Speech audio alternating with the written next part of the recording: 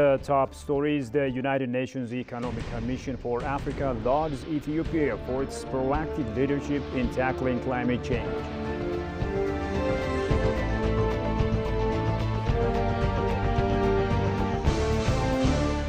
And the Ministry of Health reveals implementation of strict measures to prevent monkeypox from entering Ethiopia.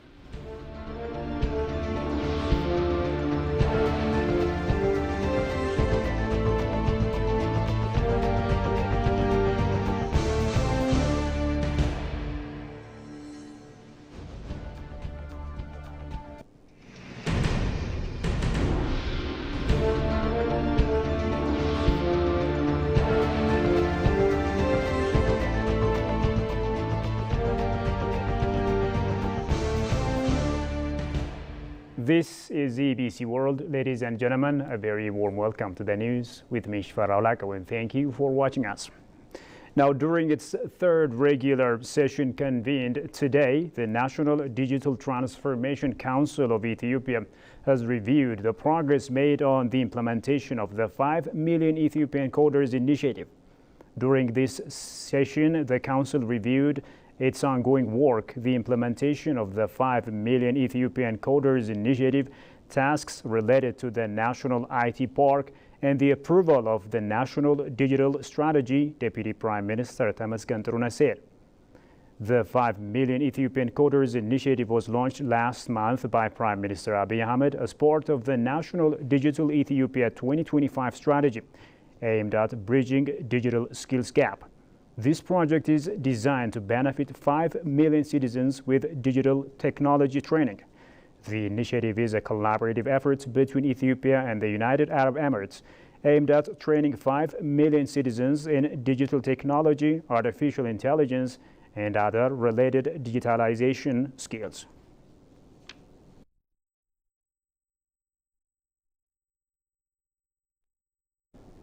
The Ministry of Health asserted that it is implementing strict measures in preventing the monkeypox disease from entering Ethiopia.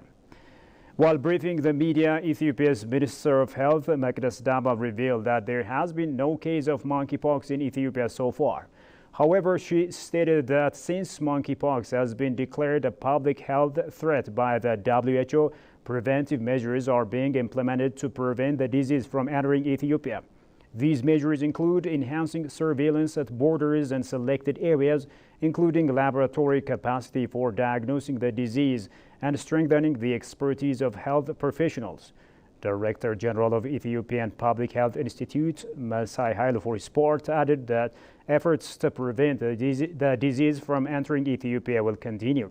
Monkeypox can spread from person to person, usually through intimate contact and sometimes from the environment to people through objects or surfaces that a person infected with mpox has touched.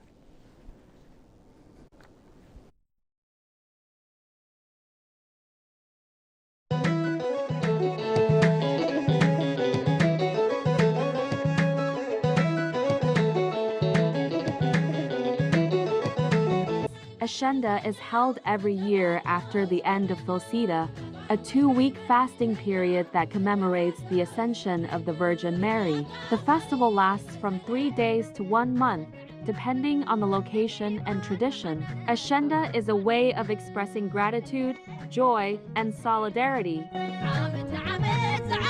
Okay, so the celebration is called Ashenda, and it's basically the celebration of young women and girls. So we just finished our fasting for Mary, and so once the fasting is over, we celebrate the young women, the young girls. Normally we celebrate it back home. They'll go like what we've been doing now, where we've been going around dancing, clapping, and then the men will like give us money. In its religious significance, Ashenda is linked to Christianity, specifically the Ascension of the Virgin Mary.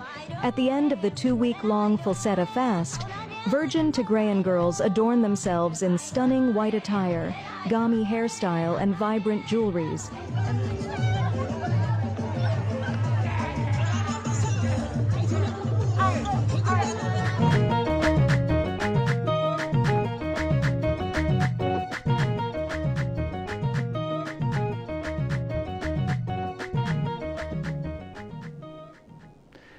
And now moving to stories selected for detailed analysis, the United Nations Economic Commission for Africa, UNECA, has lauded Ethiopia for its proactive leadership in tackling climate change. Senior UN experts have urged developing nations to embrace innovative strategies and robust tree planting initiatives as key components of their climate change mitigation efforts. This remark was made during the 46th biennial meeting of the Least Developed Countries Expo Group, which was held in Addis Ababa yesterday. Goshu Melissa reports. Climate change is severely impacting developing countries despite efforts and global funding pledges to avert it. These nations face significant challenges including limited resources and vulnerable infrastructure. Talking to EBC, senior UN experts lauded Ethiopia's leadership to address climate change. So Ethiopia, again, is always doing a lot of things as first, and they were one of the first countries to come up with this climate resilient green economy strategy, which is very important. Because it is through looking at things from the green economy perspective so that you see the bigger picture, that you link everything to everything is connected. So building a circular economy, and we can see how the country is evolving. The Ministry of Planning and Development State Ministers Yuma Konan remarked at the 46th meeting of Least Developing Countries Expert Group meeting, Ethiopia has been implementing comprehensive policies and strategies. Climate is an undeniable factor that determines the survival of peoples and the quality of our lives too. It is from this fact that the government of Ethiopia has been undertaking concrete action from policy, strategies and long-term plan formulation to restructure initiatives at all levels of responding to the ever-increasing impact of climate change. The government prioritized building green economy and the climate resilience as one of the key pillars of its 10 years development plan. Senior UN experts urged developing countries to eye innovative solutions beyond international organizations' financing pledge. The money that's being made available through these funds is not enough. So countries do need to look very broadly at various options beyond the international funds to see how do they raise enough money for adaptation. So including a lot of innovative ways to generate money, either through bonds and a whole bunch of things that are being tried out by different countries beyond the small amount of money that's available through the international funds. So a lot of countries have invented a lot of innovations and they're creating ways to generate money to support their activities. So this is both for adaptation and mitigation because I think it's been shown that green technologies actually will save money for a lot of businesses, and then it's good for the environment, but it's also good for the bottom line in terms of business profits and so on. Let's do that resilience by planting trees, but not just any type of trees, but productive trees. Productive trees means trees that you can earn income from, trees that produce something that can provide business opportunities for young people, for women, and so on. So we've done that, and we feel that this initiative, this type of thinking, is what we can support other least developed countries to do so that they can better build adaptation and build resilience, whilst also contributing, because when you plant trees, you're also contributing to climate mitigation. Participants of the 46th Least Developed Countries meeting planted trees and delighted being part of the Green Legacy campaign. I think this is a grand gesture from Ethiopia to actually engage in this green legacy, and planting trees is one of the simplest activities that has the greatest benefit for the environment. So we're very proud to be part of this week and also to help plant a few trees. But it's something that every country should embrace and perhaps do. And a number of countries are now have National Tree Planting Day where the whole country embraces tree planting and so forth. So this is something that is easy to do but has a lot of benefits, and I hope that you continue to do it and others will continue to do it as well. So we support, in fact, we are quite happy that this expert group meeting actually coincides with the National Tree Planting Week of the Green Legacy Initiative of Ethiopia, which we support a lot. The expert group discussed technical guidelines how least developing countries to plant better and accessing money. It was learned. China's growing involvement in Africa has significantly shaped the continent's development over the past 2 decades, with Ethiopia emerging as a key partner in this relationship. The two nations have cultivated strong diplomatic ties rooted in mutual respect and shared development goals. As both countries continue to collaborate, the focus will be on balancing mutual benefits with the risks of potential dependency. Johannes Van Town presents the following reportage. China's involvement in Africa has become a cornerstone of the continent's development trajectory over the past 2 decades. From large-scale infrastructure projects to burgeoning trade relationships, China's footprint in Africa is substantial and growing. Among the African nations, Ethiopia stands out a critical partner, reflecting the broader dynamics of Sino-Africa relations while showcasing unique aspects of bilateral cooperation. The diplomatic relationship between China and Ethiopia is rooted in mutual respect and a shared vision for development.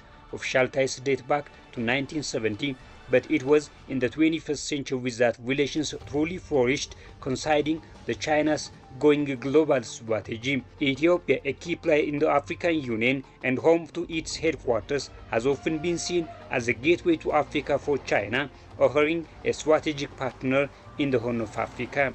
Ethiopia's adoption of China's development model, emphasizing state-led growth and infrastructure expansion, has solidified the diplomatic rapport between the two nations. High-level visits have become frequent, with Ethiopian leaders often praising China's non-interference policy, which contrasts with Western conditions tied to aid and investment. Economically, Ethio-China relations are marked by significant Chinese investment in Ethiopian infrastructure. The Addis Ababa-Djibouti Railway is one of the prominent symbols of this cooperation, financed and constructed by Chinese firms. This railway is vital for Ethiopia, a landlocked country, as it provides critical access to the sea via Djibouti.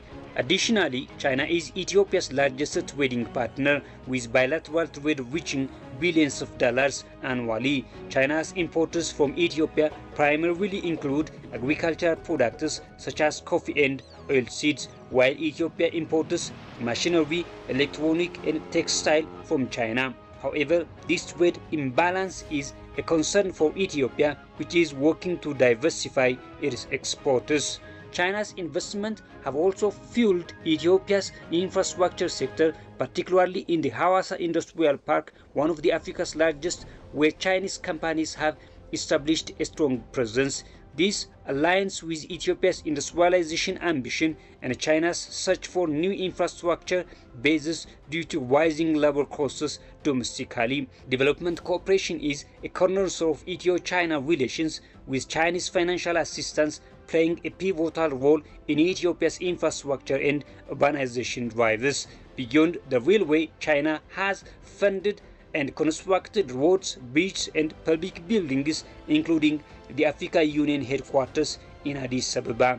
China has also contributed to Ethiopia's energy sector, notably through the construction of hydropower plants like Gibe Dam. Such projects have been crucial in addressing Ethiopia's chronic energy shortage and supporting its ambitions to become a regional energy hub. Education and human resource development are other significant areas of cooperation. Thousands of Ethiopian students have received scholarships to study in China, fostering people-to-people ties that strengthen the bilateral relationship. Additionally, technical training programs and knowledge exchange have helped build local capacity in various sectors. Ethio-China relations have also broader geopolitical implications. Ethiopia's stability and strategic location make it a vital partner for China's Belt and Road Initiative, which aims to enhance global trade connectivity.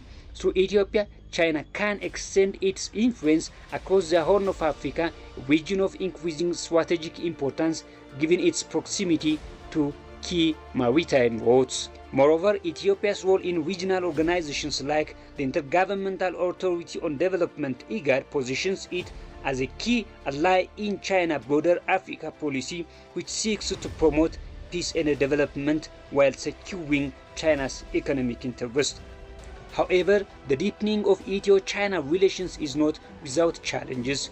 Critics argue that China's investments could lead to unsustainable debt levels for Ethiopia, potentially limiting its economic sovereignty. Ethiopia-China relations exemplify the broader trends in China-Africa cooperation, characterized by robust economic ties, significant development assistance, and strategic geopolitical considerations. While the partnership has brought tangible benefits to Ethiopia, including infrastructure development and economic growth, it also poses challenges that need to be managed carefully.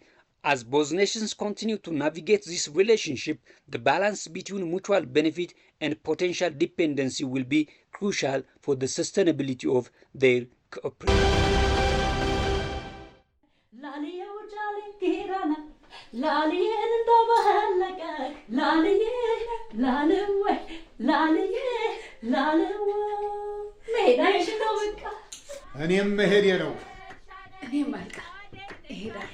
አዎ አይቀርም ቡሄ አሸንድዬ ሻደይና ሶለል እንዲሁ መንግጫ ለድልና ለወንድማማችነት A festival that celebrates women and young girls. This year, I was given a chance to take part in the celebration.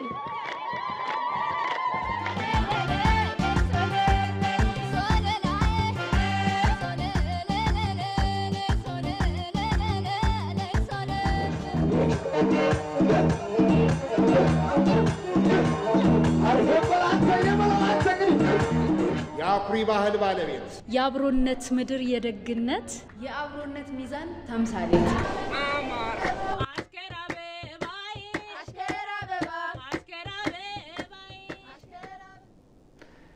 And now in our final news, the head of mission of China to the African Union Ambassador Hu Changchun briefed the media about the 2024 Forum on China-Africa Cooperation FOCAC Beijing Summit set to take place from September 4 to 6.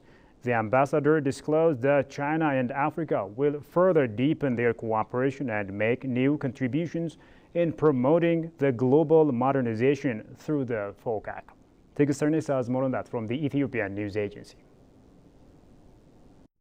The summit, under the theme Joining Hands to Advance Modernization and Build a High-Level China-Africa Community with a Shared Future, is expected to attract African heads of states as well as representatives from regional and international African organizations. According to Ambassador Hu Changchun, the event is expected to strengthen China-Africa partnership, explore cooperation, and chart the course for the future. It will be an event to celebrate China-Africa friendship, explore cooperation, and chart the course for the future under the theme of joining hands to advance modernization and build a high-level China-Africa community with a shared future. The head of mission reaffirmed that China is a reliable partner for Africa, adding that the collaboration continues to grow stronger while producing significant achievements across various sectors. China is always Africa's good friend, good partner, and good brother. In 2013, after Xi Jinping became Chinese president, he visited Africa for his first foreign visit and announced the principles of sincerity, real results, amity, and good faith as China's Africa policy. Together with our African friends, we have pressed ahead on the path of solidarity and cooperation and looked out for each other in face of the COVID-19 pandemic. We have enhanced China-Africa relations to the new stage of jointly building a high-level community with a shared future. The upcoming Beijing Summit will be another friendly gathering of the big China-Africa family. Mutual respect, treating each other as equals, and joint consultation are important features of FOCAC. The two sides are having intensive communication and consultation under the preparation of the summit and other activities with an aim of carrying forward the spirit of China-Africa cooperation and mark the summit as another symbol of solidarity, the ambassador noted. And finally, a quick recap of the top stories before we go. The United Nations Economic Commission for Africa lauds Ethiopia for its proactive leadership in tackling climate change.